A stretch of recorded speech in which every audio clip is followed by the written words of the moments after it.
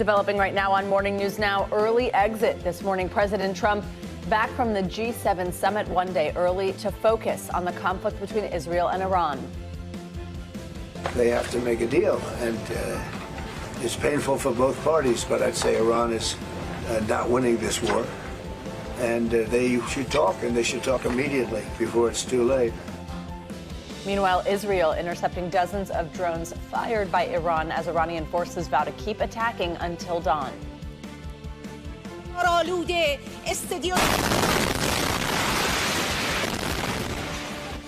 And in Iran, what you're seeing, Israel launching strikes on critical infrastructure, including the Tehran headquarters of Iran's state broadcaster. We'll bring you the latest. Also this morning, disturbing details about the man accused of killing a Minnesota lawmaker and her husband as he makes a court appearance for the first time since his capture. The charges against him and the new evidence that suggests he may have been targeting dozens of lawmakers. Plus, a plea deal for the doctor charged in the overdose death of actor Matthew Perry. More on the agreement made 2 years after the tragedy. And the science behind doom scrolling. Researchers finding a link between social media use and child depression. What parents need to know to keep their kids safe. A little practical advice there, too. Exactly, with our mental health check-in. Good to have you with us this morning. I'm Joe Fryer. And I'm Savannah Sellers. We're going to begin our show in the Middle East, where this morning Israel is stepping up its strikes on Iran 5 days after it launched a surprise attack on Iran's military and nuclear facilities. Since then, Iran has retaliated with its own missile and drone attacks, escalating a conflict that threatens to create further regional instability. Israel says it has killed Iran's wartime chief of staff and that it has control over Iranian airspace. Israel has also ordered hundreds of thousands of residents in Tehran to evacuate in preparation for more strikes. Iran is now vowing to intensify its attacks on Israel. This escalating conflict prompted President Trump to cut short his trip to Canada for the G7 meeting so he could focus on the situation in the Middle East. Posting on Truth Social last night, the president said, quote, "Iran should have signed the deal I told them to sign. What a shame and waste of human life." Simply stated, Iran cannot have a nuclear weapon. I said it over and over again. Everyone should immediately evacuate Tehran. In a few moments, we're going to check in with NBC News international correspondent Matt Bradley, who is in Tel Aviv. First, let's turn to Calgary, Canada, where we find NBC News White House correspondent Yamiche Alcindor. She's standing by. So, Yamiche, there does seem to be some confusion as to why the president left the G7 early. French President Macron said that Mr. Trump left in order to work on a ceasefire between Israel and Iran. That's not what the president, though, is saying, right? That's right. And I should start by saying what a striking 24 hours. It was shocking when the White House announced that President Trump was going to be leaving the G7 early to go back to Washington, D.C. to deal with the situation in the Middle East. Now, as you just pointed out, the president is pushing back forcefully on the idea that he was going to be working on a ceasefire between Iran and Israel. The president also spoke about this on his way back to Washington, D.C. on Air Force One. Take a listen to what he said. We're not looking for a ceasefire. I didn't say I was looking for a ceasefire. That was Emmanuel, nice guy, but he has to get it right too often. But we're looking for better than a ceasefire. And then a real end, not a ceasefire, an end. Now, the G7 leaders, including President Trump, they did agree to a joint statement calling for a de-escalation between Iran and Israel. They also actually called for a ceasefire in Gaza. So they are calling for a ceasefire in a different part of the Middle East. But this really underscores that President Trump really felt like he wanted to go back to Washington, D.C., had accomplished what he came to accomplish at the G7. And now there is this back and forth on what's going to happen in Iran with Israel. Now, I will also say that the president on Air Force One said there wasn't an immediate threat to Iran because there was a lot of speculation of what he meant by telling people to immediately evacuate Tehran. But the president saying at the moment there is no immediate threat and that people just wanting people to, quote, be safe. Joe, Savannah. Yamiche, the president had been opposed to Israeli military action against Iran, instead favoring these talks with Tehran. Now, negotiations between the U.S. and Iran, they were supposed to happen last Sunday. Those were canceled after Israel launched its attacks on Friday. Where does the president stand now? Is he becoming more supportive of Israel's actions? Well, the president says that he still wants to have a diplomatic end to this conversation with Iran and that he wants to, at the end of the day, make sure that they don't have a nuclear weapon. The The president did, of course, campaign on this idea that he wasn't going to get the U.S. dragged into another Middle East war. So the president is continuing to underscore that while he feels like Iran missed its first opportunity to sign the deal that he wanted them to sign, that there is going to be continuing opportunities for them to do that. That being said, as this situation continues to escalate, it's going to be very interesting to watch what the U.S. posture is and if it evolves and changes in the way that they talk about the way that Israel is responding in this way. And Yamiche, we understand the U.S. is moving more military assets and ships to the region. Is this a sign the U.S. could get more involved as Israel wants? And important question here, what are we hearing from some of the president's MAGA allies who don't want to see this? They don't want to see the U.S. dragged into another Middle East war. Well, we really are seeing an interesting split develop. You have traditional Republicans who are not as opposed to the idea of the U.S. getting militarily involved in the Middle East if it is in defense of Israel and getting in the way of getting in the middle of Israel and Iran. But then you have these MAGA Republicans, including, frankly, Tucker Carlson, who, of course, is a former Fox News host, was a close ally of President Trump, saying that he wants nothing to do with this war, and he wants nothing to do with the idea that the United States would be going into the Middle East with personnel and equipment and being into yet another war. I should also remind folks, as I just said, President Trump campaigned on the idea that he wasn't going to have the U.S. be involved in any more wars. And even just at West Point, just a few weeks ago, he was telling cadets that his Trump doctrine was going to be that there weren't going to be military personnel going into wars to try to nation build or to try to meddle in the affairs of foreign countries. That being said, I think it's still very much up in the air what the U.S. ultimately decides to do here. Joe, Savannah. All right, Yamiche Alcindor in Calgary. Yamiche, thank you. Let's bring in NBC News International correspondent Matt Bradley. He's been following the developments in this Middle East conflict, and he's in Tel Aviv for us. Hey, Matt, good morning. So the Israeli military now says they killed Iran's new wartime chief of staff. This was in a strike on a command center in Tehran earlier today. And then an Iranian missile hit a bus depot north of where you are. What more can you tell us about what's going on in both countries, the latest on the ground? Yeah, that's right. Well, one of the things we're seeing is a huge sort of separation here from, what we might have been seeing over the last 4 days. So right now, we heard from an Israeli official. They were saying that Israel, and especially here in Tel Aviv, endured probably the least damage, least fatalities and casualties, and the fewest number of projectiles fired from Iran ever since this whole thing started. I mean, that's what it seems like to me, that it sounds as though only a few dozen ballistic missiles were fired. And again, this is much less than we've seen over the past several days. There was some damage, as you mentioned, that bus that had no one in it that was struck in central Israel. Now, this doesn't necessarily mean that we're out of the woods, but this official who was speaking to the media for the IDF said that this is just an indication that the Israelis had already taken out so much of Iran's offensive capability, even in just that first round of attacks. And he once again said how, the Israelis are enjoying complete air dominance and superiority over Tehran, Iran's capital. And he acted as though this is all just going to continue on and on, because why would the Israelis ever step down from their seat that they've reached, which is essentially having full operability over almost all of Iran? They can continue to pick off the main targets that they're looking for. And as we've heard, nuclear scientists, nuclear installations, conventional weapons, and now organs of state propaganda.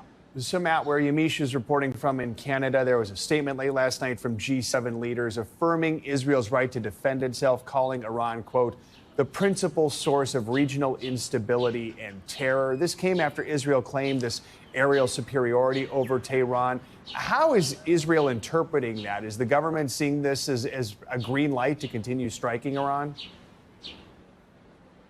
That's a good question. I haven't actually heard from the government on this. This is just a G7 statement. And of course, the Israelis conducted this operation without any approval from most of the world. But what we're hearing now looks more like Donald Trump basically jumping through hoops to try to help the Israelis on this statement. According to the Wall Street Journal, President Trump had pushed the G7 to step back from language that basically put Iran and Israel on the same footing morally, telling both of them to stop. And it was Trump who prevailed upon that committee, that group of G7 countries, to change it to say that Iran was the main aggressor, the main problem in the region, and defending Israel's right to defend itself. So what we've really seen is the influence of our president, Donald Trump. Matt, just a moment ago, Joe mentioned with Yamiche that the U.S. is moving military assets. Some details around that. 2 U.S. officials told NBC News that the Pentagon is expediting the deployment of an additional aircraft carrier and other ships to the Middle East. What are they saying is the reasoning behind this? What role will these ships serve in the region? Well, it sounds as though the U.S. has already publicly said that they're participating in helping Israel swat down all of these projectiles, be they ballistic missiles or drones, fired from Iran over the past 5 days. The U.S. has been public saying that they've been doing that. But we're also hearing threats from the Iranians that they're going to be attacking anyone who helps the Israelis or blocks Iranian attacks on Israel. That means the U.S. chiefly. So it looks as though the U.S. is anticipating that Iran is going to start attacking U.S. targets, as Iran has threatened to do so before, in which case it's going to be up to President Trump and the military to decide whether or not to fire back and start to engage Iran directly in a way that hasn't been done before by the United States, just right after Israel directly engaged Iran for the first time back in April of last year. So we're seeing a lot of threats and a very, very tense situation where everybody seems to be right on the edge of outright war. Right. Matt Bradley, thank you very much. Court documents are revealing chilling new details in the fatal shooting of a Minnesota lawmaker and her husband over the weekend. The documents say the suspect, Vance Belter, made detailed plans to stalk and kill more than 40 Democratic lawmakers. Authorities have called the attacks politically motivated. In addition to his state murder charges, Belter is now facing multiple federal charges, including stalking, gun charges, and murder. Reporter Jennifer Hoff from our Minneapolis affiliate, KARE 11, has the latest. Good morning. The U.S. Attorney for Minnesota calling the crimes Vance Belter accused of truly chilling after authorities arrested the 57-year-old in a rural cornfield southwest of the cities. It is no exaggeration to say that his crimes are the stuff of nightmares. New federal documents detailing his plan to stalk and kill Democratic lawmakers, 45 of whom were named in notebooks officers recovered from Belter's SUV. That also show guns, ammunition, and a medical kit. Plus the silicone mask the documents say Belter discarded after wearing it when he first showed up at Senator John Hoffman's Champlin house Saturday morning, shouting, "This is the police," then shooting the senator and his wife 17 times after they opened the door, realizing he wasn't an officer. The two in the hospital are expected to survive. Then pictures show Belter stopping at another lawmaker's house in Maple Grove who wasn't home, going next to New Hope, where he was spooked by a cop doing a proactive welfare check before heading to former Speaker Melissa Hortman's Brooklyn Park house. Law enforcement, aware of that first shooting, arrived to see Belter there, firing shots and going inside. Officers following, forcing Belter to run away, discovering Hortman and her husband dead. He essentially took his vehicle away from him, which involved all his maps, all his names, all his weaponry. I would be very scared what it would look like over the next few hours had we not done that. Police eventually tracking down Belter's wife, pulling her over with her children, finding $10,000 in cash, guns, and passports in the car, releasing the text he sent her, writing first, "Dad went to war last night," followed by, "Words are not going to explain how sorry I am for this situation." And our thanks to Jennifer Hoff for that report. Belter told a judge Monday he makes $540 a week through a part-time job and could not afford a lawyer. That judge said he would appoint a federal defender, scheduling another hearing for later this month. Well, testimony is set to resume today in the Sean Diddy Combs federal sex trafficking trial after a member of the jury was kicked off the panel on Monday by the judge in the case. The juror was dismissed yesterday because the judge said he had, quote, concerns about his candor and whether he shaded answers to get on and stay on the panel. The judge says juror number 6, a 41-year-old black man, gave inconsistent answers about where he lives, either in New York City, which is inside the court's jurisdiction, or in New Jersey, which is outside of it. Combs' attorneys argued the removal of the juror was a case of extreme overreach. Now, Combs pleaded not guilty to the charges he faces, which include racketeering, conspiracy, and sex trafficking by force, fraud, or coercion. The prosecution says it hopes to rest its case sometime this week. Religious organizations in New York will have a new chance to challenge a state regulation that requires employer health insurance plans to cover abortion care in certain situations. Yesterday, the U.S. Supreme Court ordered a state court to take another look at its decision from last year. in light of a ruling the Supreme Court made earlier this month. Now, the New York Court of Appeals ruled last year that the regulation is fair because it allows exemptions for religious companies who employ and serve people of its same faith. But the Catholic Diocese of Albany argues the exemption is too narrow. It says the regulation violates the constitutional rights of employers to exercise religion under the First Amendment. NBC News legal analyst Danny Ceballos joins us now with a closer look at this one. Danny, so this is a pretty thorny issue. You've got the New York lawyers arguing last year this religious exemption provides a denomination, I can't pronounce that word, neutral accommodation. What do religious groups who are challenging this have to essentially prove here to say, hey, this is not enough? So this is a really interesting issue because essentially the law, as the religious groups put it, it punishes religious groups who serve the public as a whole. So, for example, someone entitled to the exemption where a group that wouldn't have to pay for abortion would be one that only serves poor Lutherans, as opposed to a soup kitchen with a religious purpose, but one that serves everybody. Poor people everywhere come in and will feed you. Those people, because they don't specifically serve a particular religion or advance the education of that religion, they would have to cover abortion, even though their entire organization may be religiously based, simply because they serve the public as a whole. And that's their argument. And just in the last few years, there's been some activity at the Supreme Court, including the liberal justices essentially taking the side of the religious group, saying this would be discrimination and a violation of the First Amendment.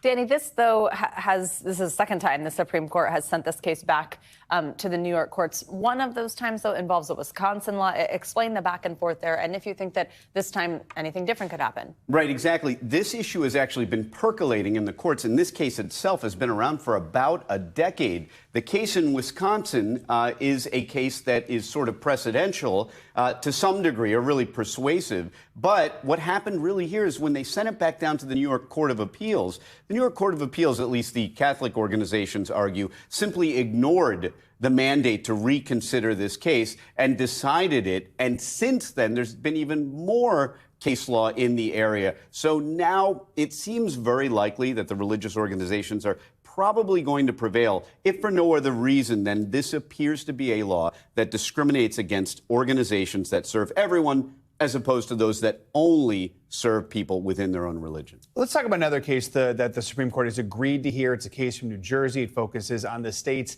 anti-abortion pregnancy centers. New Jersey is currently investigating those faith-based centers for allegedly misleading women. The state subpoenaed the centers for donor information. The centers say that's a violation of their First Amendment rights. So what's important to understand about this case? What does it say that the Supreme Court is even taking this one? So this is a really interesting case, and you're right. There's a huge message, not just in what the Supreme Court decides, but what the Supreme Court chooses to hear. There is a message there because the Supreme Court is really a court of rare last resort. The vast majority of cases are resolved at the lower circuit courts of appeals. So the mere fact that it would even take this case is very telling. The other major issue is that to what degree is donors' information going to be something that can be either revealed or forced to be revealed, or is there some First Amendment protection in that kind of donor information? Right, see what happens. Denominationally. There, I said it. Hey, Danny, thank you so much. Appreciate it. Well, this morning, first responders in West Virginia are still looking for survivors after flash floods killed at least 6 people in the northern part of the state. Forecasters are predicting even more rain in that area today, making rescue and recovery efforts even more difficult. Now, West Virginia is just one part of the country that's been hit by devastating storms this week. NBC News correspondent George Solis has the details. A reported tornado touching down in Minnesota after wind and rain slammed the state following torrential rain in West Virginia. Dangerous flash flooding washing away roads, cars, and homes. Definitely going to need emergency housing for the tenants that was in this building. The death toll climbing to at least 6 following Sunday's storm. Among the victims, a 3-year-old. Others are still missing. If there's any chance to save another life, we're going to keep putting the time in. The governor of West Virginia declaring a state of emergency. The water was about half up her legs. George McCormick says the water started rising quickly and that he escaped just in time. This, now all that's left of his childhood home in hard-hit Triadelphia. I understand you lost everything in this flood. Yes, I did. I I just got out in time with my dog and just watched everything wash away. And it was quite devastating. In hard-hit Wheeling, West Virginia, several cars cascading into a creek. This is just one of many vehicles swiftwater rescue teams are going to try and get out of the creek to make sure nobody was trapped inside. Doug Flight's nearby smoke shop, completely flooded. Couldn't do anything but watch. Pretty horrified. What can you do? It's Mother Nature, you know. Flight says he's lucky to be alive. I pulled up here, stood on that bridge, and kind of watched it all. That. Still haven't wrapped my head around it. All right, thanks to George for that report. Let's get more on the severe weather that's crisscrossing the country with your morning news now. Weather. Angie Lastman's here in studio with us. Hey, Angie, good morning. Hi, guys. Good morning. Another active one for us here as we get started on this Tuesday morning. And it's centered across the center of the country. We've got Kansas stretching down to Oklahoma included in these severe thunderstorm watches, and a few of those that have been issued back towards Colorado near Denver. These are going to last through at least the mid-morning hours, and you can see why. Kind of a robust line of thunderstorms, lots of lightning associated with that, and a couple of those thunderstorm warnings as well. That general region, just one of the spots that we're specifically going to watch for some stronger storms to develop even as we get into the afternoon hours. So it's not just the first half of the day, second half of the day across that area as well. We're also going to watch for potentially more of this kind of flooding situation to develop across parts of the Appalachians. We'll still have that flood risk for that region through the day today as we watch for more of that rain working through. By tomorrow, cold front advancing. You can see that rain that's stretched across the Great Lakes back towards the Ohio and Tennessee valleys and then down towards the plains. And those are some of the spots that are going to see that potential for severe weather as well. So Oklahoma to Michigan will be the area to watch before we get into Thursday. And that severe storm risk is centered across the Northeast and the mid-Atlantic. Today, though, here's where you want to specifically look. If you live anywhere in the areas shaded from the yellow to the orange to the red, you have the potential to see some of those stronger storms, specifically concerned about wind gusts over 80 miles per hour. But we've also got the hail and a few tornadoes on the table. Kansas City, Denver included in that. But the bullseye really does include Dodge City. Tomorrow, a much more expansive area. So nearly 50 million people included in this for your Wednesday. It goes from Michigan to Oklahoma. We've got a bunch of major cities included in there. And a couple of tornadoes will be possible. But once again, we're mainly concerned about the wind gusts and the hail. And on top of that, we will have, of course, that localized flooding threat, specifically across the Appalachians and then back across the Central Plains. So we've got kind of a multi-threat couple of days ahead of us, guys. This is going to last through Thursday. We'll see the potential for this kind of busy weather to last into the end of our work week. God, it's just a stormy week everywhere. Stormy week everywhere across the East, for sure. All right, Thank you. All right, much more to come here on Morning News Now. Later this hour, password unprotected. Experts say Americans are getting too passive when it comes to making up their passwords. More on the problem and what you can do to fix it. Up first, though, a remarkable rescue. An American found safe after 9 days lost in the Himalayas. His story after the break.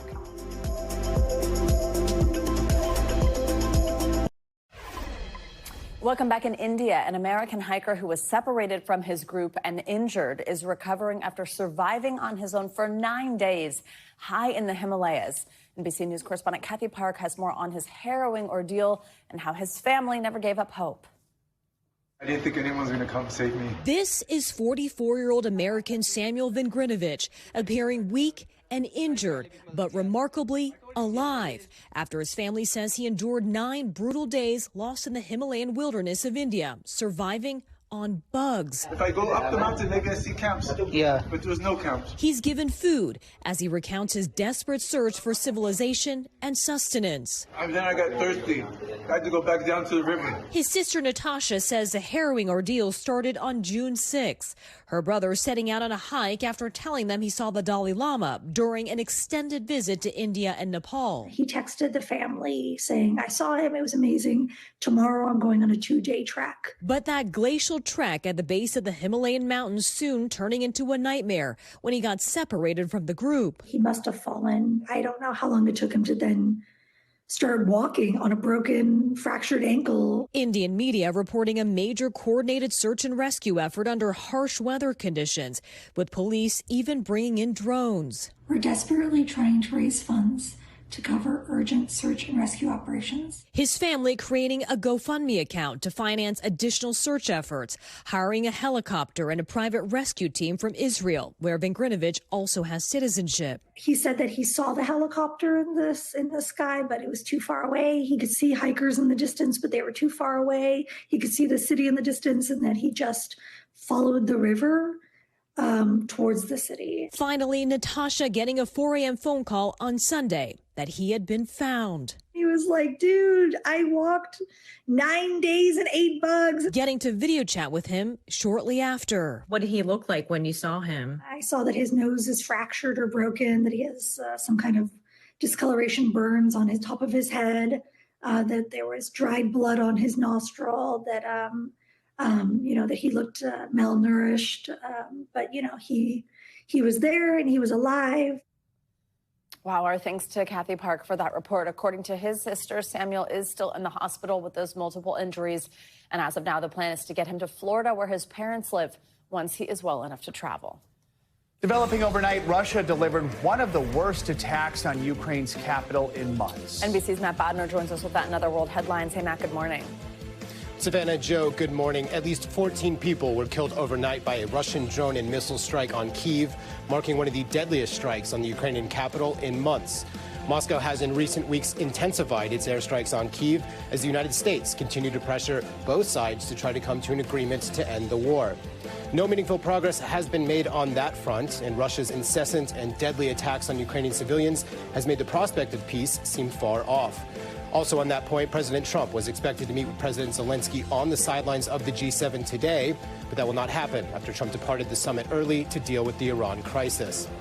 Moving along now to Congo, at least 29 people have been killed in floods and landslides in the nation's capital, sparked by unusually heavy rains in an otherwise dry season. The resulting floods have swept away homes, swamped roads, and cut power to large swaths of the city.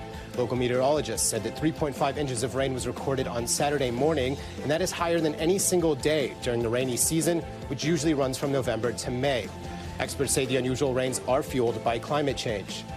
And we'll wrap up this hour in the Louvre. The world's most visited museum was shut down by its own staff as part of a growing wave of anti-tourism protests seen across several European destinations in recent days. The Louvre staff spontaneously launched a strike when, during a routine internal staff meeting, museum workers suddenly refused to take their positions throughout the museum in the face of what they considered to be unmanageable crowds and regular staff shortages. Back to you guys. Be a long summer for some tourists in Europe. Yeah, wow, growing conversation there, Matt. Thank you so much.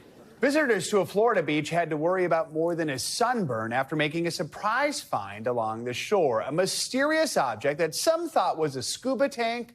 Well, it turned out to be a World War II era bomb. And as you can imagine, that put everyone on edge. Reporter Blaine Montgomery from our NBC affiliate in Fort Myers has more.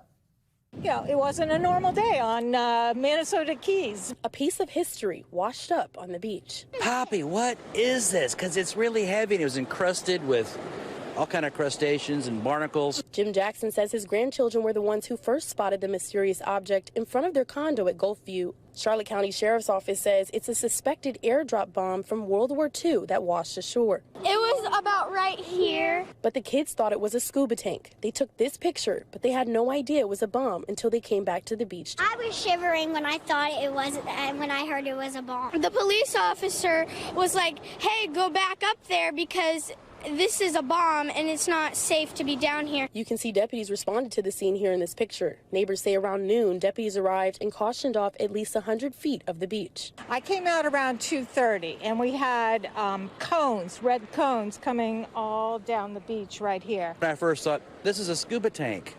Maybe. And then a couple days later, the deputies show up and he says, no, sir, I'm former military. That's a MK-15 bomb. That's what they told you today. Correct. The Charlotte County Sheriff's Office confirms the Sarasota Bomb Squad, an explosive ordnance disposal team from MacDill Air Force Base, were on scene.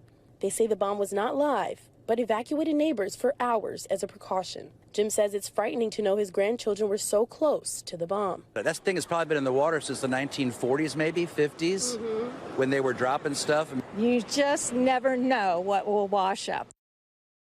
All right, our thanks to Blaine Montgomery for that report. The Charlotte County Sheriff's Office says the Sarasota Bomb Squad and MacDill Air Force Base team have safely removed the bomb.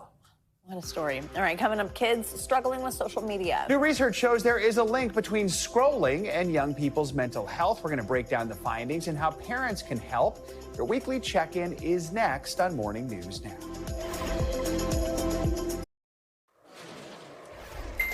We are back with our weekly mental health check-in. This morning, we're looking at a powerful psychedelic drug that's just got millions in funding for treating veterans. Plus, a new study that links excessive social media use by tweens to depression. For more, let's bring in licensed marriage and family therapist Dr. George James, our friend. Dr. James, good morning. Always great to have you with us. So I want to start with this new legislation. It's approved by Texas Governor Greg Abbott. This is to spend state funds on research into ibogaine. This is this psychedelic drug that's shown promise for veterans in treating things like opioid addiction, traumatic brain injury, depression. What do we need to know about this drug? And tell us, do we think it could benefit more people in the future? Could this be used on a broader group? Good morning, Savannah. And part of what we've been noticing over the past few years is that psychedelic drugs have been used for psychological treatment, including helping veterans. And this drug, the hope is that it can help with veterans to be able to manage some of the symptoms that they experience with PTSD. Now, it's still something that we're looking at and still trying to figure out if it's fully effective, but there's enough belief that it can be, so that's why they're trying to use it now. It's better than the alternative, and we hope that there'll be some positive results from it. We also want to talk about a new study that looks at the link between social media use and mental health struggles, specifically in preteens. Researchers found that as daily social media use increased, so did the risk of depression in the future. Talk more about the link that was found here, and just what advice do you have for parents who are seeing research like this and trying to figure out how to create healthier digital habits for their kids? Yeah, Joe, what we've noticed is that preteens, 9, 10, 11, 12 have been using social media. Most of them actually already have accounts. Some of them have multiple accounts. The recommendation is 13 on up, sometimes maybe a little bit older. That's what I would recommend for parents to think about. And what happens is that the more social media use is the more they have depression and symptoms. And that some of this is that they need to think about screen time, which also is evidence of what parents are doing, but also just being able to monitor what they are doing and experiencing, including cyberbullying. So there's a lot there, but also we just want to support our young folks so that they don't get too overwhelmed with social media and the impacts that can happen. Certainly so important. Dr. James, finally, this last one, this is cozy content, as it's called, is increasing in popularity with young adults. And according to these new numbers, new research, more and more young adults are looking into soothing material. This is like videos that are showing like household chores or pets or cooking. Is this a good antidote to doom scrolling, or would we be better off, coming off our screens altogether rather than seeking out that content but still being on a screen and on social media? Ideally, yes, I would love for people to maybe not scroll at all and to spend some more time doing some of the things. But I think this is one of those things that we recognize can be helpful, where we're finding cozy content, whether it be things of household chores or knitting or crocheting or doing things, because unfortunately, real life is hard and overwhelming and stressful. And then sometimes our TV content can be stressful. So finding ways to find things or view things or interact with things that is not stressful but is more soothing, whether it be something like knitting or household chores. So try it out, but maybe try it yourself, not just watch it on social media. I was going to say, or just cook. Yeah. Don't watch you can cooking. try that out. Take up a cozy habit. Dr. George James, thank you. Great to see you as always. All right. Coming up, a plea deal for the doctor charged in the overdose death of actor Matthew Perry. We're going to bring you the latest on the case. And is your password a nickname, or do you have the same password for different accounts? Cybersecurity experts say bad password habits could be putting your data at risk. What you need to know, that's next on Morning News Now. We are back with some major news concerning the nation's opioid crisis. Purdue Pharma has won support from all 50 states for a $7.4 billion settlement to resolve lawsuits over their role in the marketing of OxyContin.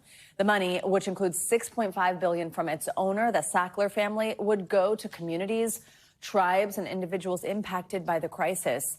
The deal would also strip the Sacklers of control of the company. The family has continued to deny any wrongdoing. The settlement still needs approval from a federal bankruptcy court. A doctor charged with supplying drugs to actor Matthew Perry has agreed to plead guilty to 4 federal charges. It is a major development in the case that comes almost 2 years after Perry's untimely passing. NBC News correspondent Liz Kreutz is in Los Angeles and joins us with more on this. Good morning, Liz. Hey, Joe, good morning. Yeah, this is a significant step in the federal case. Officials allege that this physician, Dr. Placencia, didn't just distribute the ketamine that killed Perry, but actually taught the actor's live-in assistant how to inject it. This morning, a new step towards accountability for the death of actor Matthew Perry. Dr. Salvador Placencia, one of several people authorities say is responsible for providing ketamine to Perry, is expected to plead guilty to 4 counts of distribution of the drug, almost 2 years after the beloved star's shocking overdose. The 54-year-old was found floating and unresponsive in a hot tub at his Pacific Palisades home back in October 2023. The LA County medical examiner at the time confirmed the Friends actor died in part from the acute effects of ketamine, a powerful drug approved by the FDA, but only under a doctor's supervision. Before his death, Perry had opened up about the drug he initially used to treat depression and anxiety before seeking out more than his doctor would supply. Ketamine felt like a giant exhale. Dr. Placencia is one of 5 defendants charged in Perry's death and is accused of acting outside the scope of professional practice, allegedly texting a co-defendant in 2023, "I wonder how much this moron will pay," before supplying the actor with the drugs, according to an indictment. Prosecutors allege a network of drug dealers, suppliers, and doctors were responsible for providing Perry with ketamine. Placencia's trial, alongside Jasveen Sangha, known as the Ketamine Queen, was originally scheduled for later this summer, after the other 3 accused already pled guilty. In a case with multiple defendants, as each additional defendant pleads guilty, it's likely that they may be cooperating with the government against the remaining defendants. Perry's loss, devastating for fans and friends. Jennifer Aniston posting after his death, "Maddie, I love you so much, and I know you are now completely at peace and out of any pain." His family opened up to Savannah here on Today about Perry's battle and the foundation they founded in his honor to help others struggling with addiction. I mean, anyone who's ever loved an addict knows that it's despair and frustration and sometimes anger. One of the problems that it does for families, too, and we don't talk about that as much, and I plan to, is how destructive it is for the families because nobody knows how to act. And Dr. Placencia faces a maximum sentence of 40 years in federal prison, though experts say he's not expected to serve that whole time given this plea agreement. Authorities say they expect him to officially enter the guilty plea in court in the coming weeks. No date has officially been set yet. NBC News has also reached out to Placencia's attorneys for comment, but we've not heard back. Joe? Right. Liz, thank you. Now it's time to get you some financial headlines. Meta is making it easier to create ads with the help of AI. CNBC's Bertha Coombs joins us with that and some other money news. Bertha, good morning. Hey, good morning, Joe and Savannah. Yeah, Meta is testing new auto-generated video ads, announcing an updated tool yesterday that's going to let advertisers use AI to turn product pictures into video ads with multiple scenes, music, and text. Meta has made AI a major focus of its business, its ad business, which generates roughly 98% of the company's annual revenue.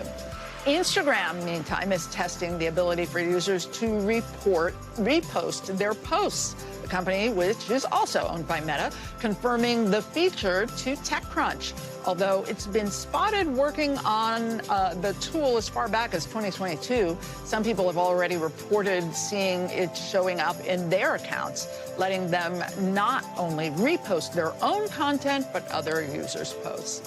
And Tinder now lets you go on a double date. The app announcing a new feature that will let you invite friends to find and match with another pair. You can invite up to 3 friends to create pairs with, scrolling through a feed of paired profiles, which appears side by side with photos and descriptions. A match is created when one person from both pairs swipes right, and then Tinder will open a group chat with everyone. This seems to me to up the magnitude of difficulty of making a match that much more. It's hard enough when it's one-on-one, don't you think? Let's make dating more complicated. Yeah. It does sound complicated. A group chat and 3 pairs. What could possibly go wrong if suddenly you have 6 people sitting around a table? All right. Bertha, thank you. Thanks, Bertha. Great to see you. Seems like you need a password for just about everything these days, whether you want to watch your favorite streaming network or access your medical records. New survey shows Americans are getting a little lazy when it comes to recreating their passwords, and that's something cybersecurity experts say scammers, they're counting on. According to a survey by CNET, about half of all American adults have what are considered risky password habits. In fact, nearly a quarter of us are using the same passwords for multiple accounts. So if you're watching this, it's probably time to change at least one of them. Digital reporter Kevin Collier covers cybersecurity, privacy, and technology policy for NBC News. Joins us with more on these results and some tips to break the habit. So, Kevin, let's talk about the survey. What kind of password habits are putting people at the highest risk? You know, it's ones that kind of evoke the early days of the internet. People are still using pet names, their own names, birthdays, things like that. But the real killer is when you reuse passwords, when you share it with another account, especially a short password. And the reason why is, say you set a password at some random site, you forget about it, it gets hacked, but you use that same password elsewhere. Cybercriminals make a list of the hacked passwords. They'll see if they'll try it on other sites, and there you go. Then they're in. Oh, gosh, that's really frightening. What are the potential consequences of this? Like, why is this becoming a more serious threat to people? And what should people keep in mind about what that does mean if you do get hacked? Well, the big threat is identity theft. If it's got anything related to a bank account, a financial account, something to their home address, people can fake your identity. They can file false tax returns in your name. And it's a nightmare. There are personal resources. There's Identity Theft Resource Center, for instance, if you are a victim of that. But it's a really hard road to go down, and prevention is much better than trying to solve it once that is once that does happen. Yeah. Of course, the major issue here is that it seems like every week you're needing to create a new account for something and create a password. So the more complicated a password is, the harder it is to remember. And then those passwords are stacking up. How do you create a strong password without forgetting it? What are some tools that are out there to help us do this better and to do it safely? Well, the easiest is probably to use a password manager, but there are some good tips out there that CISA, the Cybersecurity and Infrastructure Agency, has put out there. You know, it's used randomly generated passwords. Oh, sorry, that is like a password manager. But make it long. That's maybe the biggest one that you can do. And you can think of making a passphrase or pass sentence more than a password. So if you want to string several random words together that you will remember but doesn't really make sense in some other way, that's probably the best path. So, Kevin, is your advice, if you know that you've got the same password in multiple different places right now, to go out and change that right away? Yeah, especially any financially tied account or anything with your physical address, things like that people would actually use to, create a new credit card in your name or anything money related. That's the really scary part. There's also the important issue of where you store your passwords, right? You need to make sure that's safe. You do, again, a password manager is probably the best way to do that. You trust a company like that to handle the difficult memory bits so you don't have to. All right, Kevin, really good advice. Thank you so much. Thank you. Well, if you've ever been at the grocery store wondering how to read the nutrition facts on food packaging, this one's for you. People are starting to use these ingredient checker apps to scan foods at the grocery store to help them decide what to check out and what to put back on the shelf. But can they really help you shop smarter? NBC News Now anchor Vicki Nguyen went to a grocery store with a nutritionist to find out. Ever wondered what all those ingredients in your favorite chips or soda or dessert really mean? Our favorite chips are good. Uh-oh. I never saw 0 out of 100. This actually got a 78 out of 100. Excellent. Some consumers are scanning their way to answers, turning to apps to decode ingredients and nutritional facts. So we enlisted some help to see for ourselves. I'm here with registered dietitian Perry Klingbaum, and she's going to show me how to use these apps. You ready? Let's go. Okay. First up, Yuka, a top health and fitness app that scores foods based on nutritional quality, additives, and whether they're organic. We started with eggs.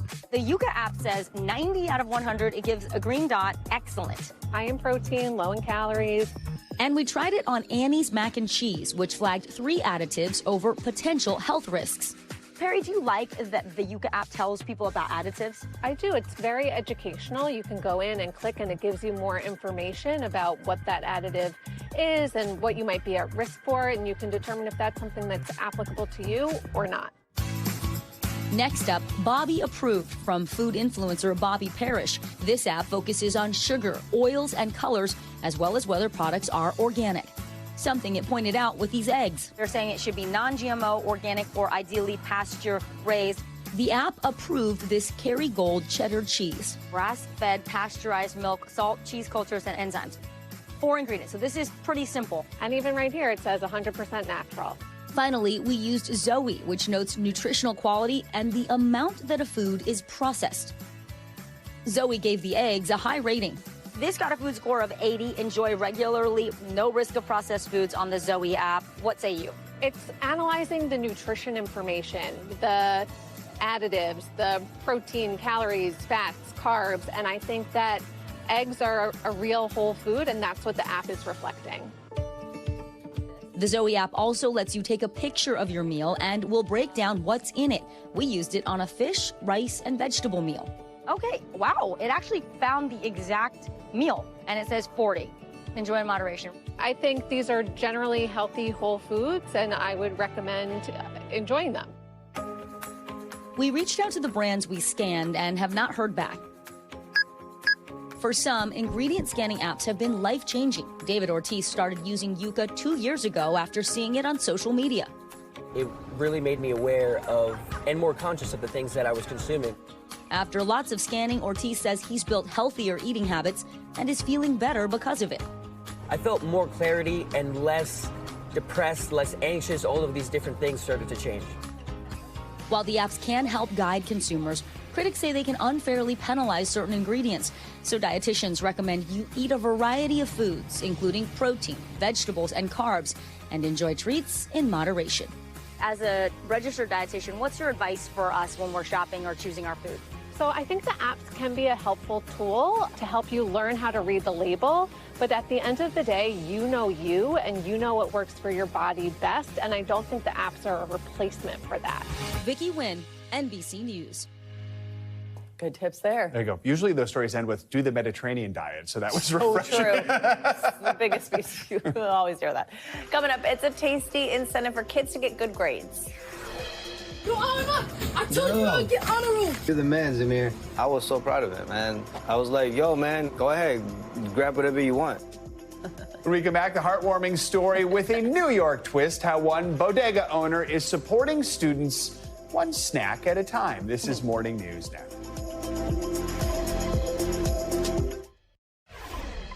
Finally this hour, a New York bodega owner is changing lives one report card at a time. What started as a simple reward for kids who get good grades has grown into a mission that means something much greater. NBC News correspondent Sam Brock has the story.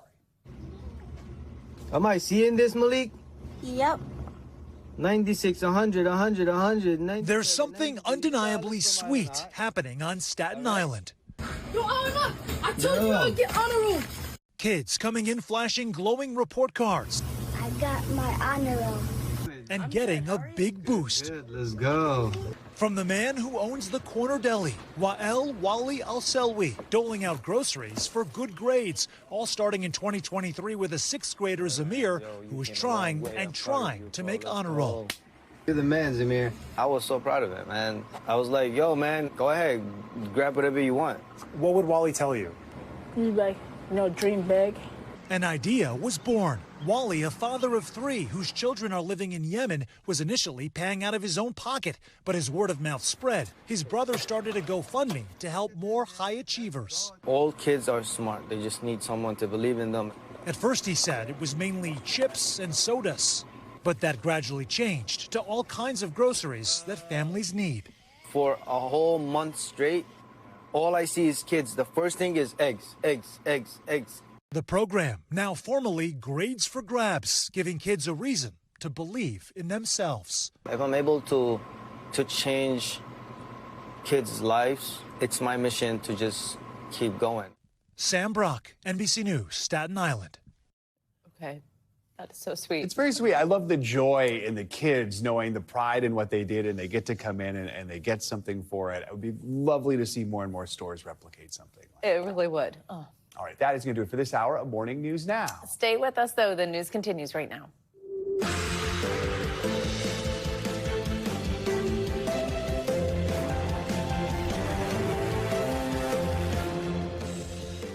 Good morning. Thank you for starting your Tuesday with us. I'm Savannah Sellers. I'm Joe Fryer. Developing right now, President Trump back on American soil overnight, leaving the G7 summit in Canada a day early. He says he needs to focus on the Middle East and the escalating violence between Iran and Israel. What we know about an urgent Situation Room meeting set to happen this morning as the deadly conflict enters its 5th day.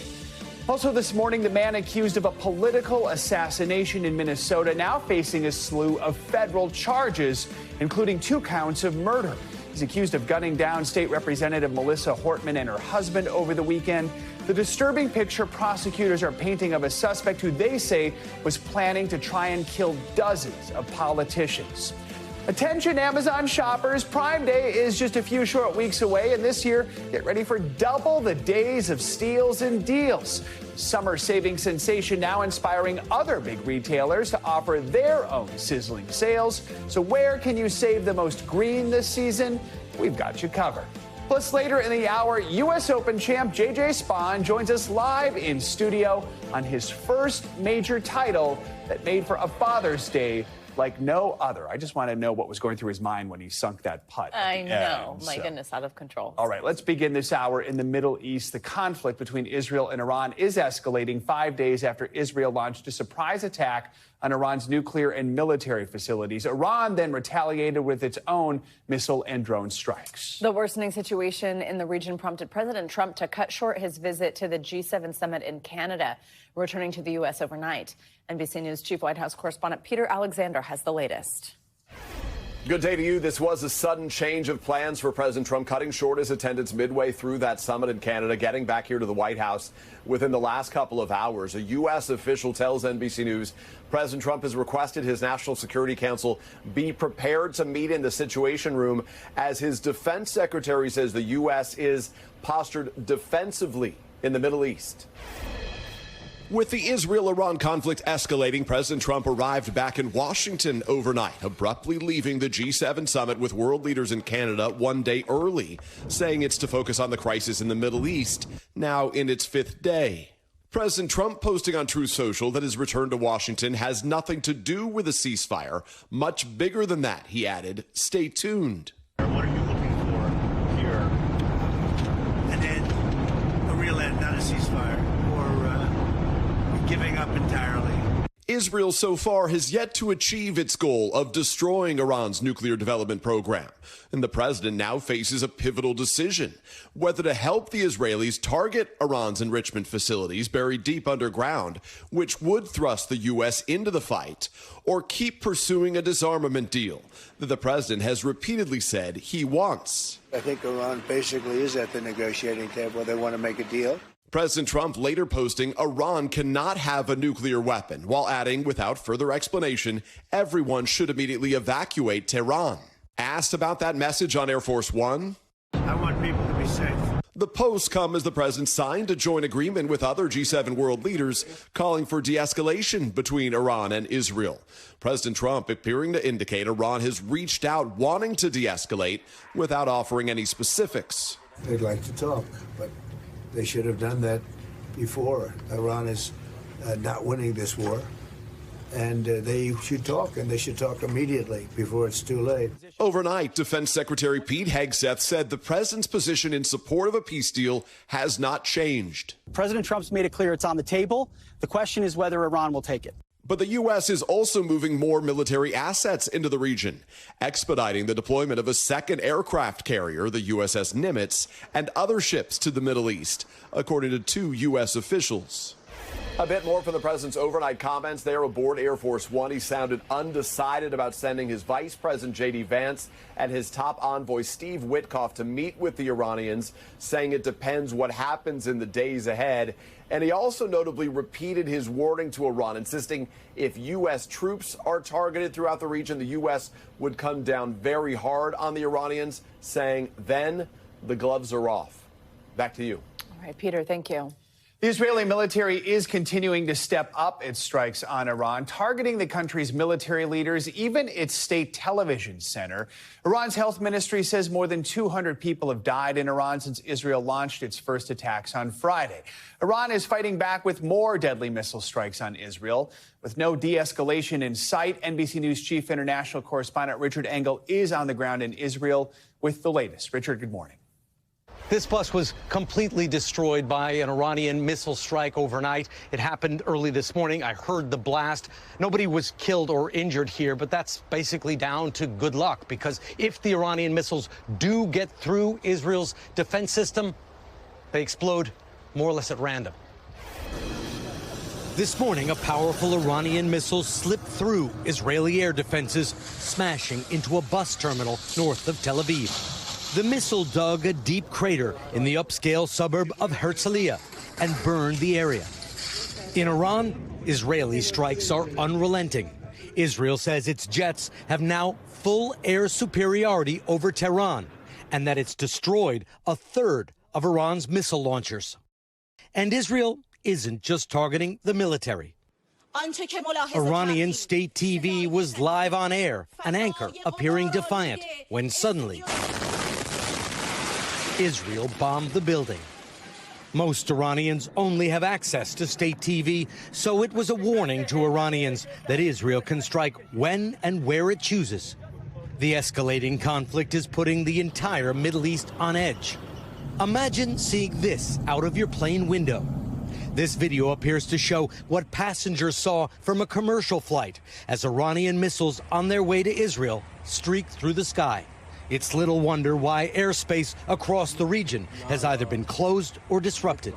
In an interview with ABC, Prime Minister Netanyahu says the threat from Iran extends to the United States. Today it's Tel Aviv, tomorrow it's New York. I understand America first. I don't understand America dead. That's what these people want. In Israel, some Iranian missiles are causing casualties, including in this apartment building outside Tel Aviv on Monday. My mother, as I said, my father. We followed Lucy Bukai up to her family's 10th floor apartment.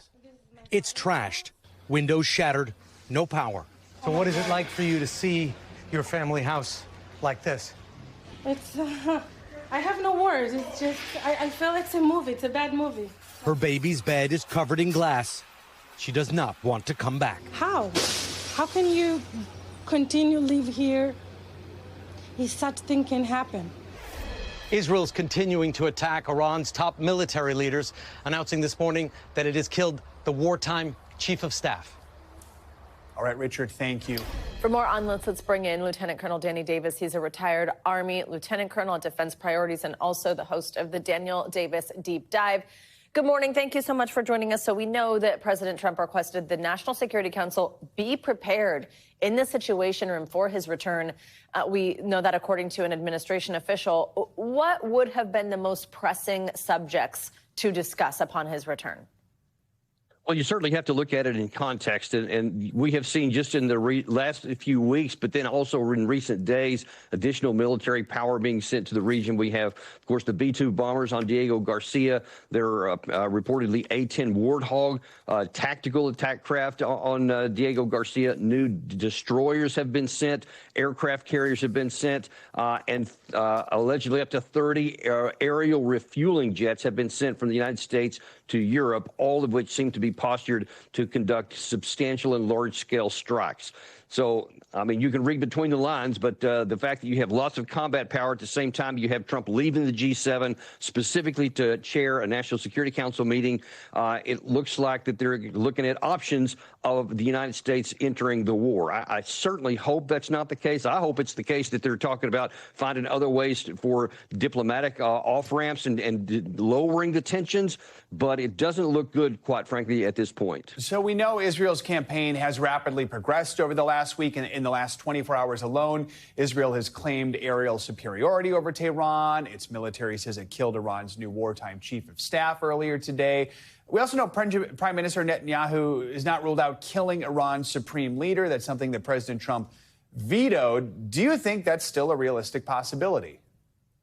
Listen, we got to say that everything is a realistic possibility for the Israeli side. I mean, there's almost nothing that they wouldn't do that they haven't done already.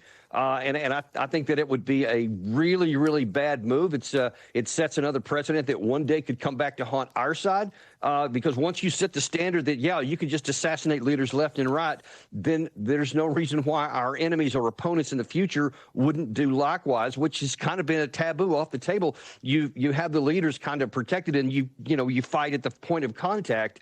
But if now we escalate and say that's also on the table, then wars could take an awful dirty turn. And I just don't think it would do anything to help, because anytime you have these regime change operations, I mean, you don't have to look any further than Libya. It completely turns into disaster. And I think this one would be just as bad if they try a regime change operation. Danny, put in context for us just how much damage has been done to Iran's military assets at this point. What there appears is there's been a lot of damage to Iran's air defense capacity, and I think that the evidence is pretty conclusive that Israel is correct and that it has air supremacy, which means it has virtual freedom of operation. It can do whatever it wants, and there's nothing that Iran can do in return. But there's also an argument to be made that Iran has missile superiority over Israel, because you see there's virtually nothing getting shot down, or at least small percentages, especially some of their better long-range missiles are flying through that air defense network with impunity. And we're talking the Iron Dome, David Sling, the THAAD system, Patriot air defense systems. They've got all that stuff out there, and yet you see these missiles routinely fly through there. So this is a situation where both sides seem pretty free to launch missiles into the capital areas of the other side. All right. Lieutenant Colonel Danny Davis, thank you very much for your expertise this morning. In Minnesota, court documents are revealing new details about Saturday's attacks on lawmakers in Minnesota. The documents describe how suspect Vance Belter went to the homes of at least 4 lawmakers on Saturday night. His plans were thwarted twice. Prosecutors are calling his alleged crimes, quote, the stuff of nightmares. Now the children of slain Representative Melissa Hortman are speaking out about the tragic loss of both their parents. NBC News correspondent Maggie Vespa is live outside the Minneapolis area jail where Belter is being held. Maggie, good morning. Hey, Joe, good morning. Yeah, Vance Belter being held here, as you point out, on a list of state and federal charges, including murder, which prosecutors point out could carry the death penalty. This, as they lay out, they say, intricate and alleged plan to kill dozens of Minnesota state lawmakers. Meanwhile, the children of one that he's accused of murdering are speaking out. His crimes are the stuff of nightmares. Prosecutors laying out in chilling detail Vance Belter's alleged plot to stalk and kill dozens of lawmakers in Minnesota. Belter in court Monday facing a list of federal charges for carrying out 2 attacks, including 2 counts of murder for fatally shooting State Representative Melissa Hortman and her husband Mark Saturday. Belter stalked his victims like prey. This was a political assassination. In court documents, photos of investigators say Belter's SUV, 5 firearms, including assault-style rifles, tactical body armor, a silicone mask, and multiple notebooks filled with names and addresses of more than 45 elected officials, all Democrats. Prosecutors say his planned rampage began at Senator John Hoffman's house. When Senator Hoffman attempted to push Belter out and stop him from entering his home, Belter shot him repeatedly. Belter then shot Miss Hoffman. Officials say their daughter called 911. Both remain hospitalized. Investigators say Belter then went to 2 other targets' homes. One lawmaker wasn't there. At another, an officer arrived, scaring him off. Around 3:30 a.m., they say he arrived at Hortman's home, opening fire on the former speaker and her husband as police arrived, then running. Texting his family, according to court documents, Dad went to war last night. And I drove right by him. Almost 48 hours later, Wendy Thomas believes she saw Belter hiding in this field and alerted police. And then he ducked down, and I was shaking, freaking out. You saw him duck down? I did, yeah.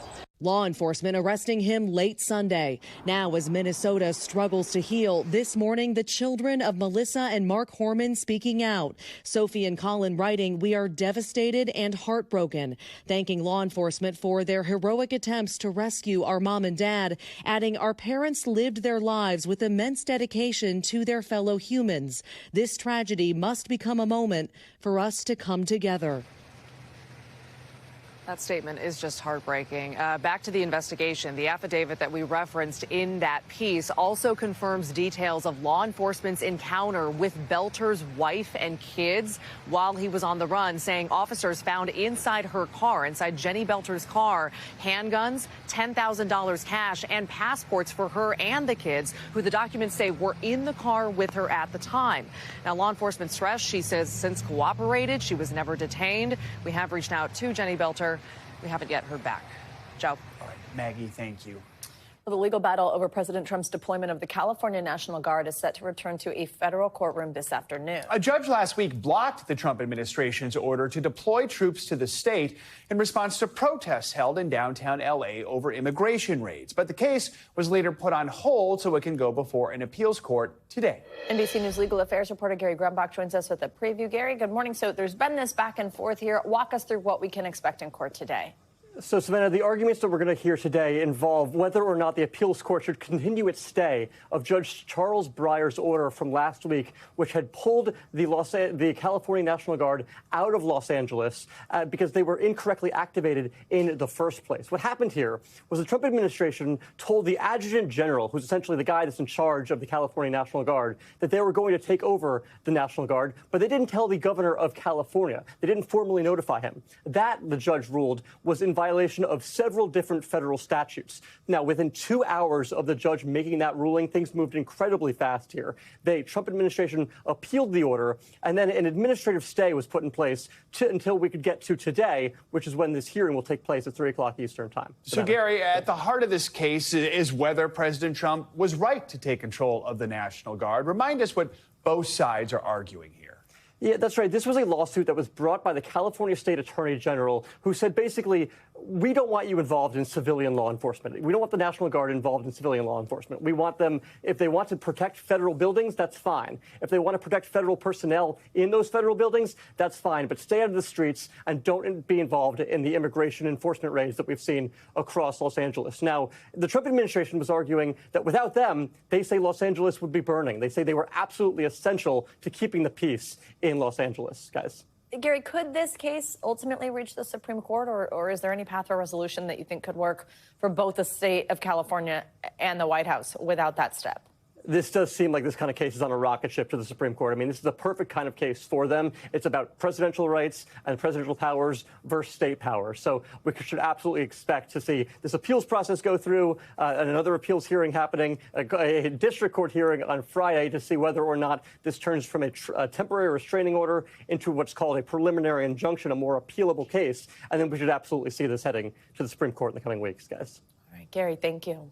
We are also following a new wave of severe weather this morning. Parts of the Midwest were hit with powerful storms that spawned tornadoes in Minnesota, and millions are continuing to face an ongoing storm threat. And in West Virginia, first responders are still looking for survivors after flash floods caused massive damage in one town, killing at least 6 people in the state over the weekend. For the latest, let's get to NBC News correspondent George Solis, who joins us from West Virginia, where the nonstop storms are making recovery efforts tricky. George, good morning. Joe, good morning. We're in hard-hit Triadelphia, where you can really see the scope of the damage. There are homes with piles of debris out there in the creek nearby. There are power lines that went into the water. It is going to be an all-hands-on-deck operation, and tragically, that death toll stands at 6, but that number is expected to rise, unfortunately. Officials here are exhausted, so are the residents, and this is just one of the many regions that has been pummeled by severe weather. Damaging winds and hail whipped Minnesota overnight, where more than a dozen preliminary tornadoes touched down across the state, with heavy rain flooding streets. I think a minivan might have just got stuck. In Nebraska, a sight to behold, a twister and rainbow, side by side, towering over the plains. After days of severe storm battered millions, West Virginia already underwater, now facing more torrential rain. It's a race against the clock as search teams scour for missing people. After devastating flash floods swept cars into a river, where a tow truck pulled mangled vehicles from the creek. Roughly 3 to 4 inches of rain hit in about 40 minutes of time. In Triadelphia, George McCormick says he lost everything, with his childhood home completely destroyed as he scrambled to safety. The water was coming fast. It was up to almost my knees by the time I got in my vehicle with my dog. Locals say they haven't seen a flood this bad in decades. So I got my truck out and stood on that bridge and watched it all. Yeah, it was horrible. But despite the devastation, the spirit remains strong. 2 volunteers? Can we get 2 volunteers? As the community bands together. The vibe of the area is neighbors help neighbors. And already you might be able to hear the sounds of machinery and people cleaning up here.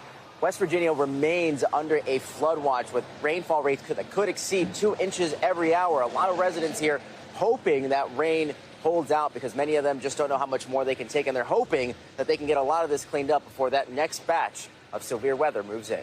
Joe? All right, George, thank you. Let's get a look at the latest on these severe storms now with your Morning News Now weather. Meteorologist Angie Lastman is here with the forecast. Angie, good morning. Hi, guys. Good morning to you. Unfortunately, where George is expecting more rain, and across parts of the Central Plains, we're expecting kind of severe weather to unfold as the day goes on. But we've really already been in and out of it this morning, depending on where you're located. We've seen some improvements as far as the alerts go for Kansas.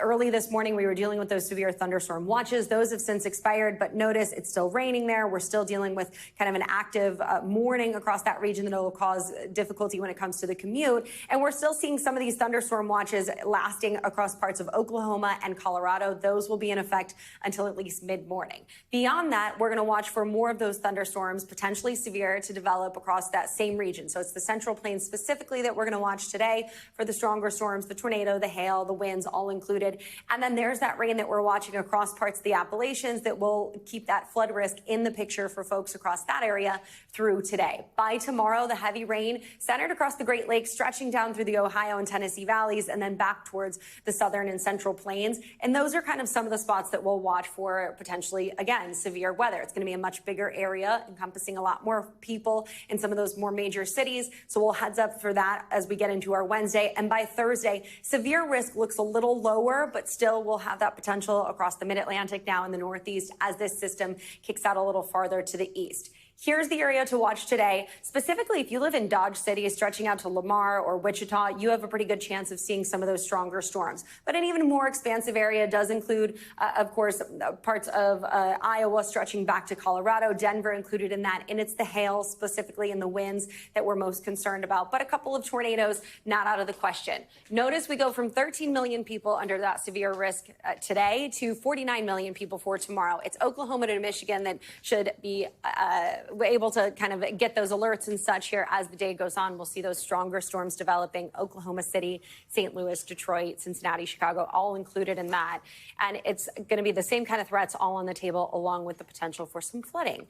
Meanwhile, all the heat is confined to the south and southwest. Triple-digit temperatures for Las Vegas, Amarillo, El Paso this afternoon. We'll get into the 90s in Chicago, but we're cooler than normal for New York City. And we've kind of got this mixed bag when it comes to highs, even as we get into tomorrow. Still the triple digits across the south and southwest, even out west. Salt Lake City gets into the 90s. But then as we get into next weekend, or into the weekend rather, and next week, we really start to see things warming up in parts of the Northeast, parts of the Mid-Atlantic. We're going to see those 90s on tap on Thursday for Raleigh. We get into the mid-90s by Saturday. And then everyone will be complaining about the heat, right, of course. So, I think by Tuesday, it's even like 100. Right? Yeah. Are you ready? You guys didn't want the rain, so what did we do? We gave you the heat. Ready for that, because it hasn't really felt like summer. I know. I agree. So we There really you go. delivered. It'll feel like summer. Yeah, All it's right. Uh, time. Thanks, Angie. You got it. Much more to come on this hour of Morning News Now, including the countdown to Amazon's famed Prime Day, now happening next month. But it's not the only spot where you can find some sizzling summer deals in the coming weeks. First, after the break, a rash of anti-tourist protests heating up all across Europe. Massive crowds even leading to staff walkouts at the world's most visited museum. More on that next. Welcome back. The doors of the Louvre are back open this morning after a temporary strike by museum staff forced them to shut down yesterday. That closure is just the latest challenge tourists are facing as anti-tourist protests have swept several European cities. NBC international correspondent Molly Hunter has the details. The most visited museum in the world failing to open due to a spontaneous strike by the Louvre staff, warning that the home of the Mona Lisa is buckling under the weight of mass tourism, leaving hot, sweaty tourists with tickets in hand waiting outside. It comes after coordinated anti-tourist protests swept across a dozen European cities. As tourists in Barcelona sat down to enjoy tapas or a cold beer on Sunday, they were instead hit with water guns to cool down runaway tourism. We need responsible tourism, not mass tourism, this protester says. American tourist Bill Dorozensky was sprayed with a water gun, too. I think if tourism goes away, then there's a lot of money that comes with it. And in Venice, the protests specifically targeted the star-studded wedding of Amazon billionaire Jeff Bezos and Lauren Sanchez, scheduled for next week. Campaigners argue mass tourism and specifically the touristification of hotspots forces locals out of the city center and raises the cost of living. It's growing too much, this protester says. Up to a certain point, tourism was fine, but now it's leaving us without homes. Our thanks to Molly Hunter for that report. Well, protesters say it's not just about the number of visitors, but how these cities are changing, like you just heard there, and some now catering more to tourists than to the people who live there. Now to Nigeria, where the death toll has risen to at least 150 people after gunmen attacked a village in the northern central part of the country. NBC's Matt Bodner joins us with that and other world headlines. Hey, Matt, good morning. Savannah, Joe, good morning. The death toll from this weekend's gunman attack in Nigeria has risen to 150. The local survivors say they're still digging through burned homes and counting the dead. The search is still on for dozens of missing persons. Unidentified attackers swarmed a village in north-central Nigeria on Friday night, shooting villagers as they slept and lighting their homes on fire. Many of those killed were sheltering in a local market. No group has yet claimed responsibility for the attack, but armed clashes between local herders and farmers are common over resources like land and water. Moving along now to Colombia, local Senator Miguel Uribe, hospitalized since he was shot in the head at a rally earlier this month, has survived an emergency surgery performed yesterday, but he is still considered to be in an extremely critical condition. The politician is a 39-year-old presidential contender from the right-wing opposition party. He was shot in Bogota on June 7th.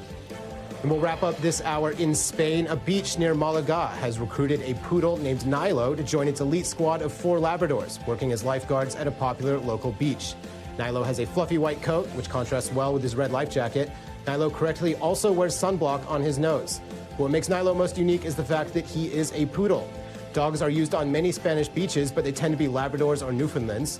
But actually, poodles historically were used for this job. Their name is derived from the German word for splash, that is, at least according to Nilo's owner. An inspiring story all around. Back to you guys. I can imagine if a poodle came to my rescue, if you'd be like, wait, where are serious? the other dogs? Yeah. Is this really going to be okay? All right. I did not know about dogs wearing sunscreen on their nose. Was that serious, Matt? It makes sense. All right, thank you. Coming up, the crypto conflict that is mining its way into the White House this morning. After the break, we'll dig into a new venture from President Trump's media company that's dividing Bitcoin investors and lawmakers alike. We'll be right back.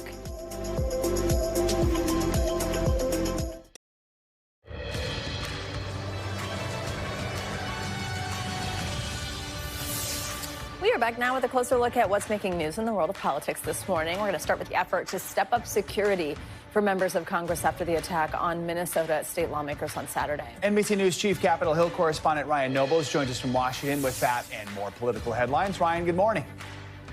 Hey, Joe and Savannah, good morning. And here is a look at some of the top political headlines that we're tracking this morning. The targeted shootings of 2 lawmakers in Minnesota, which left 1 dead, has put a new focus on the rise in political violence and threats against elected leaders. And members of Congress are frustrated that more can't be done to keep them safe. Both the House and Senate will host briefings today to update members on the shootings and their personal security. But it is impossible, both financially and logistically, to provide 24/7 protection to all 535 members of Congress. That has led to concerns that fewer qualified people will run for office. Today is the day that former Senator Bob Menendez is scheduled to report to federal prison to begin his 11-year sentence. Menendez was convicted of using his powerful perch as the chair of the Senate Foreign Affairs Committee to provide favor to foreign governments in exchange for cash, gold bars, and other benefits. Menendez has maintained his innocence and pushed President Trump for a pardon, but to no avail. And voters are going to the polls today in Virginia, one of 2 states that hold key off-cycle elections. Virginia voters will pick their candidates for the state legislature and for governor, lieutenant governor, and attorney general. The top of the ticket, though, is already set. Republicans have nominated Lieutenant Governor Winsome Earls as their candidate, while Democrats have selected former Congresswoman Abigail Spanberger, opening the door to Virginia voters electing a woman as governor for the first time ever. And that's a look at what's making news and politics this morning, guys. We'll send it back to you. All right. Thank you, Ryan. Appreciate it.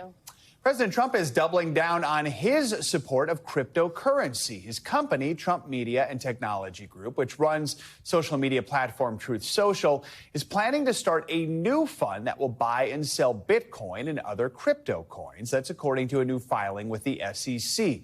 It's the latest example of how mainstream the world of cryptocurrency has become, going from a fringe investment to center stage with the backing of the president. NBC News national correspondent Yasmin Masugian has more.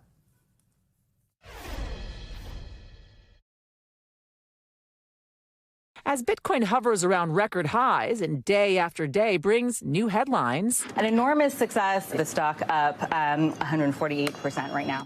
Perhaps signaling a maturing industry. Well, Coinbase, officially the first crypto company to join the S&P 500. With more and more acceptance. With President Trump, crypto finally has a champion and an ally in the White House. But as the president leads the charge as that champion, he also has a personal stake in the industry. His crypto dinner for all the people who shelled out a combined $148 million for Trump's meme coin being highlighted by critics like the New York Times editorial board as part of his, quote, culture of corruption. A $2 billion UAE investment into Trump's crypto company also raising red flags. Is perhaps the most brazenly corrupt act in the history of the American presidency. So it seems like crypto has been good for Trump, although he has denied personally profiting. But is Trump good for crypto? His pro-crypto measures include an SEC crypto task force charged with developing a clear regulatory framework and establishing a strategic Bitcoin reserve. So the bigger question may be, is crypto good for the American people?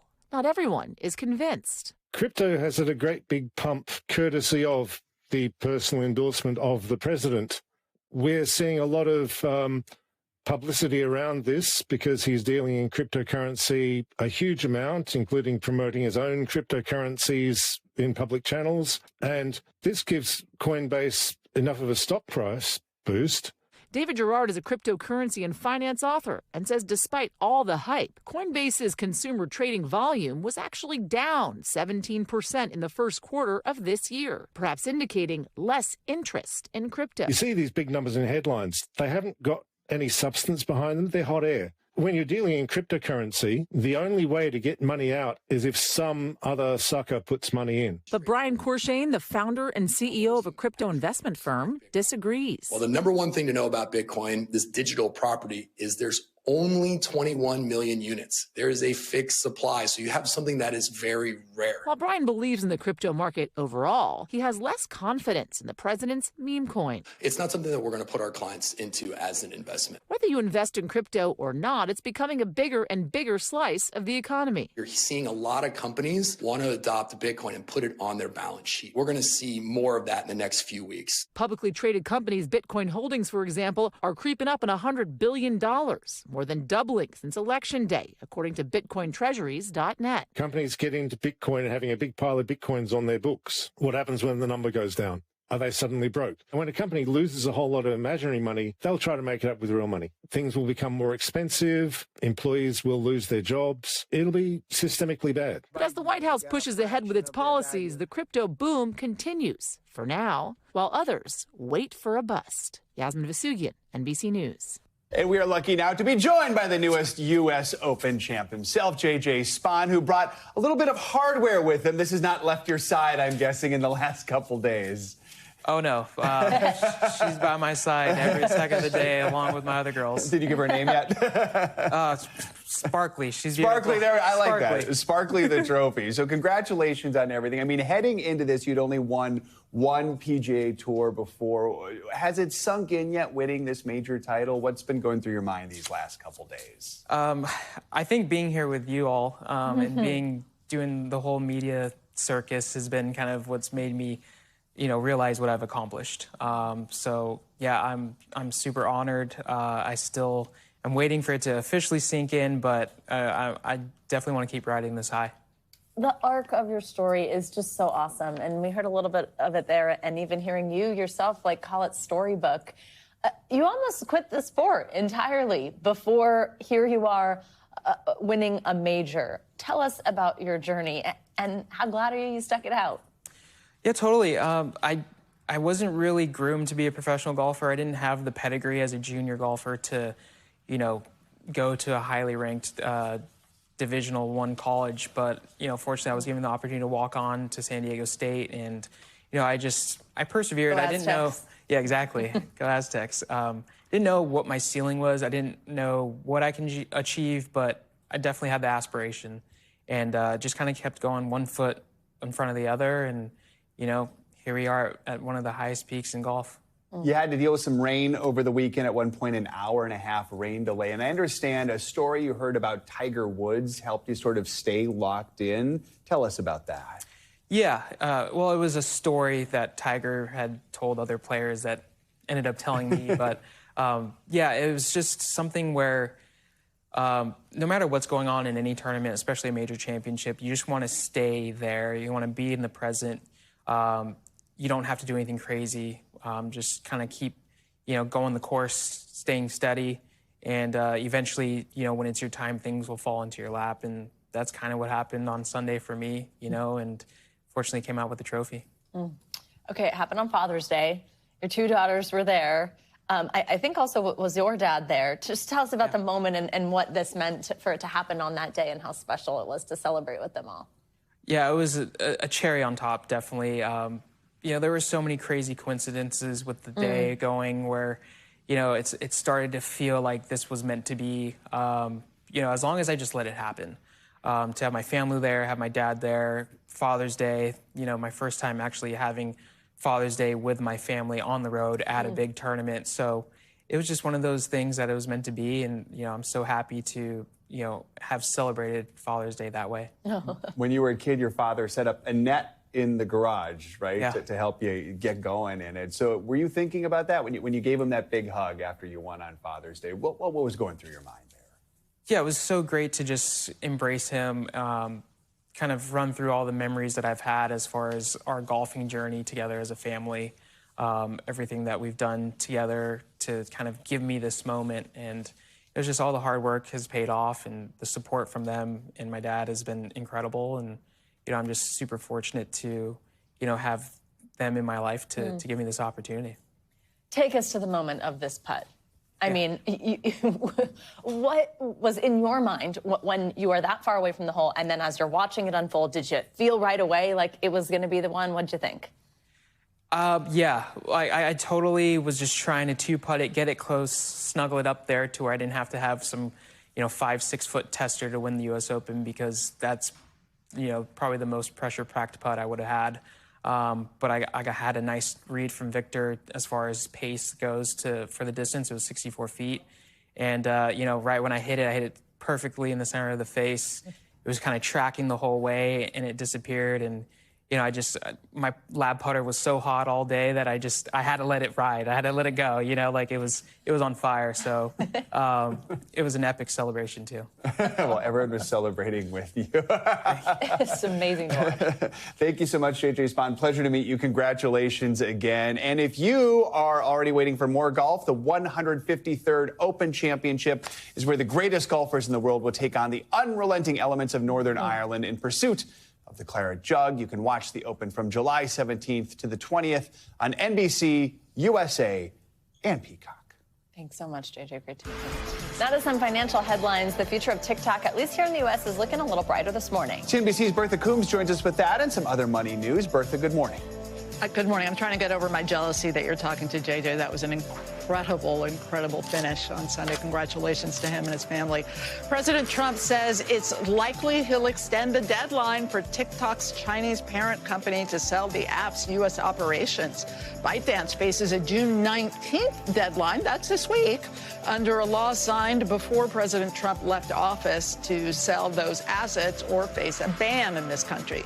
Last month, President Trump hinted he would extend that after TikTok helped him with young voters in the 2024 election.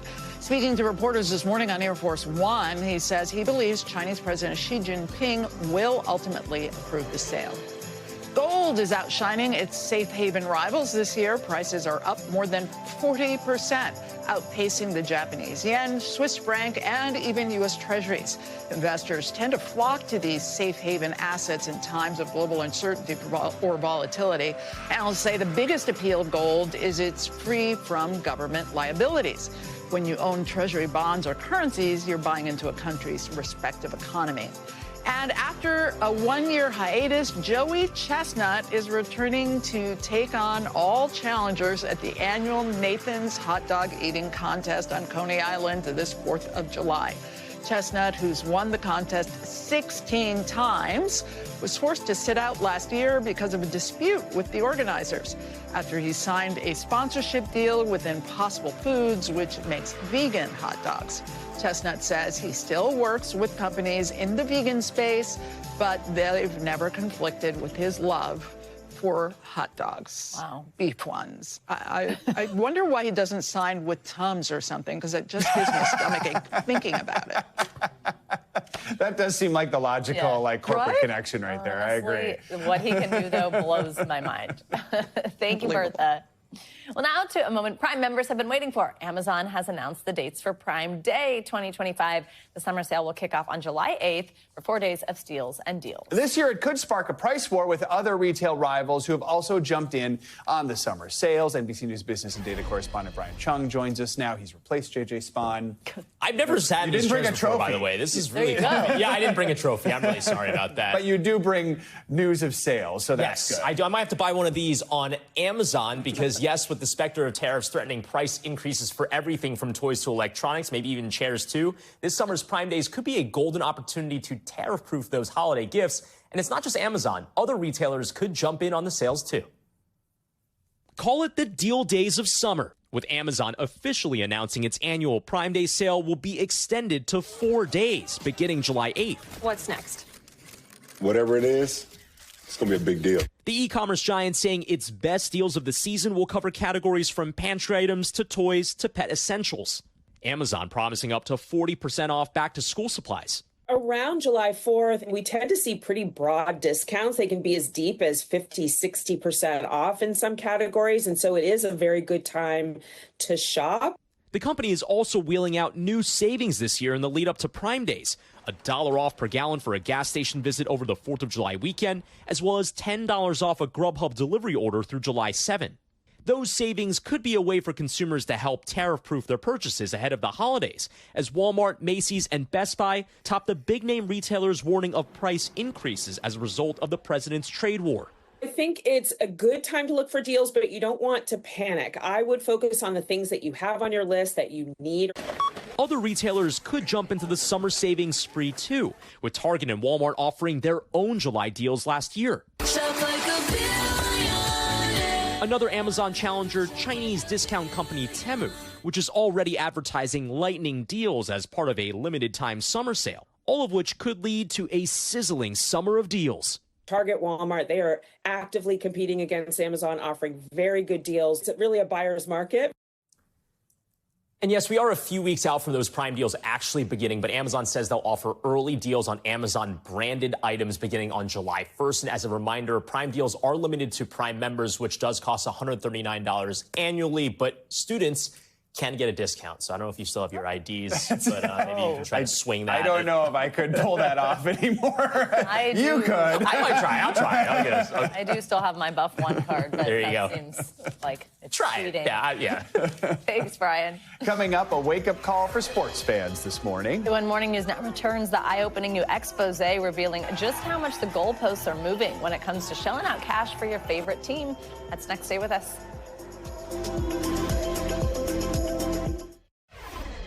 This morning, we're looking at how sports fans across the country are paying more than ever before. In the era of streaming contracts and skyrocketing ticket prices, it's now reaching a tipping point for those who are used to cheaper days in the arena or stadium. The New York Times reports that the price of being a modern-day sports fan now costs nearly $5,000 a year. That includes tickets to games, watching your team from home, and, of course, team apparel. More on this, we are joined by independent sports journalist June Lee. Good morning. Thank you so much for joining us. So you wrote this guest essay in the New York Times talking through this high cost of being a sports fan these days. Like Joe said, whether it's actually physically going to a stadium or an arena and that ticket price or what it costs to stream these things. Tell us how we all got to this point. We've gotten to this point because of the collapse of the cable bundle and the leagues deciding that they want to maximize the amount of money that they wanted to make during this transition. So we're at a point where regional sports networks for a long time were funding sports, and a lot of people who didn't even watch sports were allowing and paying this system to basically hold up. But now that the cable bundle has fallen apart, we've gotten to a point where these people who don't watch sports aren't paying for the sports networks in the same way because they've canceled cable. And now the cost is completely falling on the shoulders of sports fans.